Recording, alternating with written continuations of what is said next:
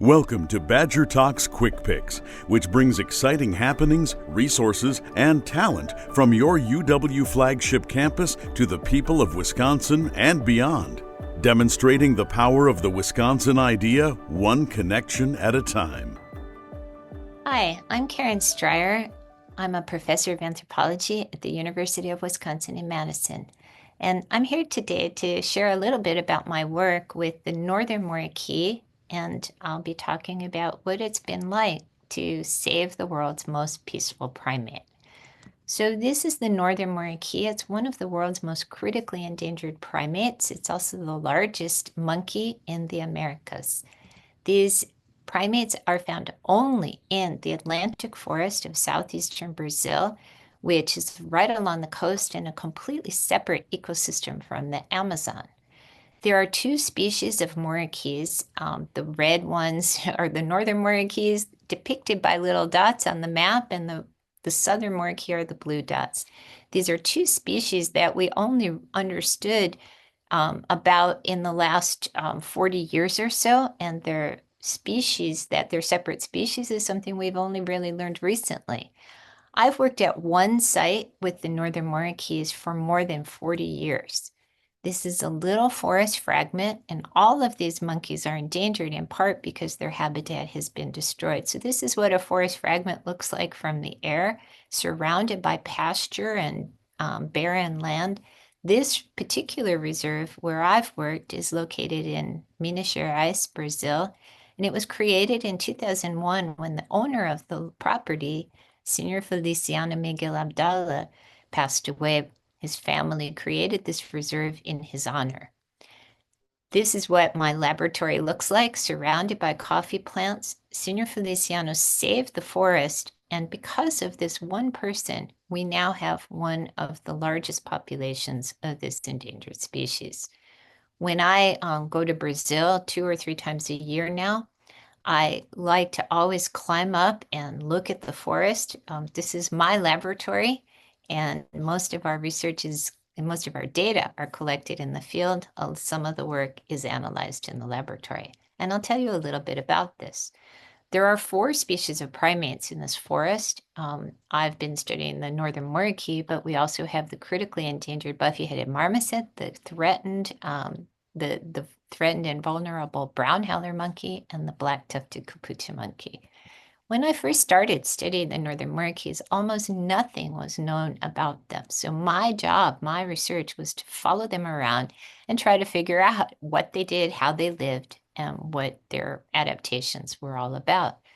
I discovered that they have a very diverse diet. They're complete vegetarians. They eat a combination of fruit and leaves and flowers, pretty much in response to what's available to them in the forest. But the most interesting thing about the muriquis was their social behavior. They live in large multi-male, multi-female groups, but unlike almost all other primates, muriquis live in peaceful societies where there's no indication of dominance hierarchies and very little aggression. This is a group of males, and they just hug each other. It's one of their most affiliative, friendly kinds of behaviors.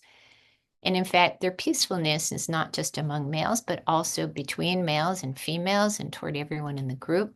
And this earned them the nickname of being the hippie monkeys, because they live in these peaceful, egalitarian societies with very liberal social and sexual relationships.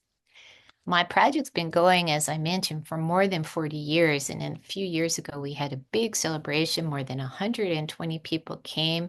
And one of the advantages of involving so many people has been that I've trained a number of Brazilian students, actually about 90 Brazilian students so far. More than half of them have been women. We have altogether collectively about 124 years of muriqui research.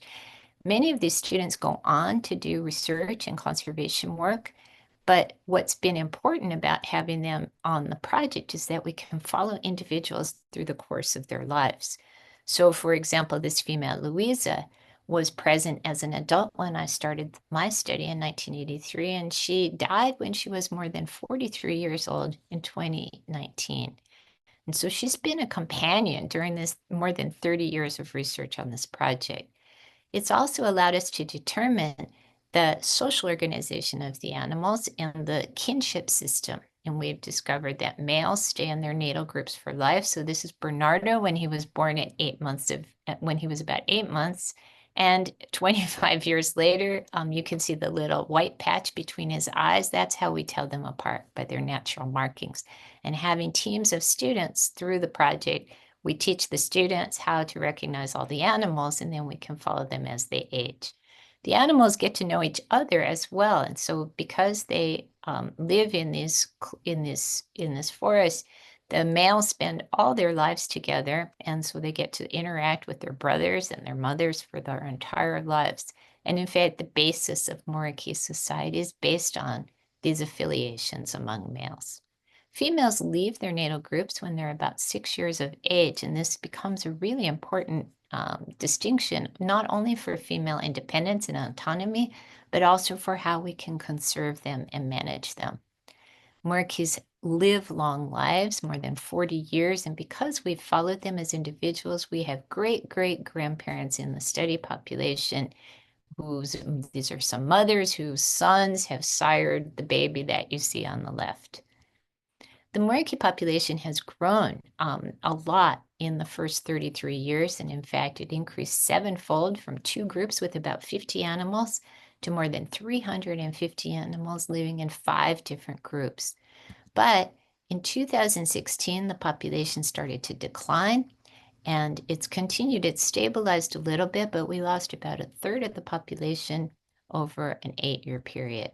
And this was partially explicable because we had 2 years of really extended drought, and then a bout of yellow fever disease, which we think caused the loss of about 10% of the population in a 6-month period.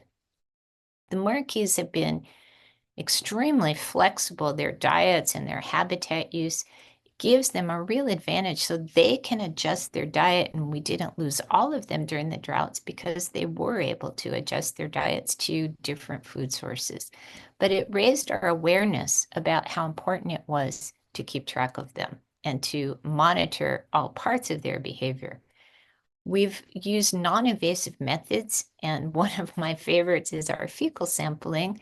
And this may sound like unpleasant, but actually muriqui dung is very aromatic because they eat cinnamon leaves from the cinnamon tree. So they have their poop smells good.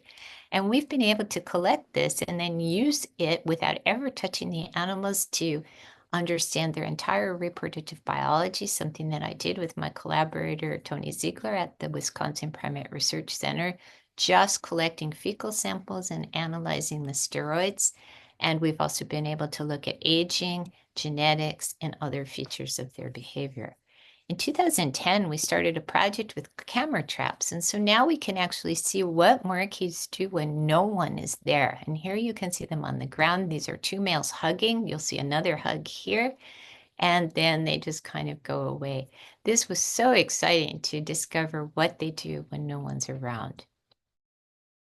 We've used all of our scientific insights to try to help protect the animals. And one of the key features of this was to understand what parts of their behavior is flexible and what parts are very conservative and need to be preserved under all situations. And then to use this information to inform conservation and management programs being led by the Brazilian government.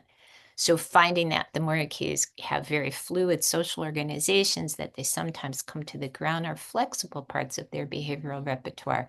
Whereas despite everything that's happened to them, they're peaceful, egalitarian social relationships, and the fact that males stay in their natal group and females leave their natal groups to reproduce in other groups, avoiding inbreeding, are very stable features of their society. And following the females into these new groups, following their reproductive careers, and using this so that we can help move muriquis between isolated populations to increase their genetic flow is one of the features that we've imported from this observational study to looking at to actually helping other populations of muriquis elsewhere. And here you can see just the different groups and the ways in which females have been moving between these different groups over the history of this project.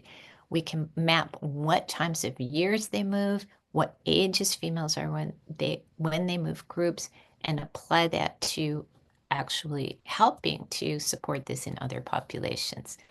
The other feature that we've learned over time is that the muriquis can live in lots of different habitats, but they need forest. And so one of the big features of our project now is focused on habitat restoration. And the pasture you see in the background in this slide is now completely forested. And a lot of this has occurred just through natural vegetation. If there's forest nearby and you leave a pasture to grow back by itself, oftentimes it will. But we also recognize that there's a lot of areas between this isolated population and the next closest population of muriquis shown in this map at the bottom left in a box. And that's another protected reserve with another population of muriquis. And our plan now is to create an ecological corridor that can connect these two populations with one another through planting trees to connect the forest that still exists. This is going to be really important as we move into a period of increased climate change. We know that the water sources in the muriquis habitat are drying up.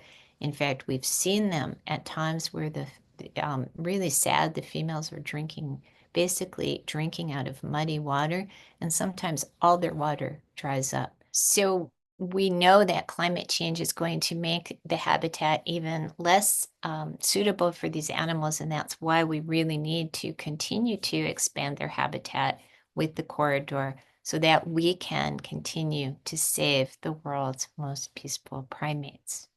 I have a lot of people in Brazil, all the students and funding agencies that have supported us. And I also have some very close collaborators in Brazil who have been, without whom this project could never have happened. If you're interested in following our work on Instagram, you can do that at Aruca Prajamoriki Caratinga.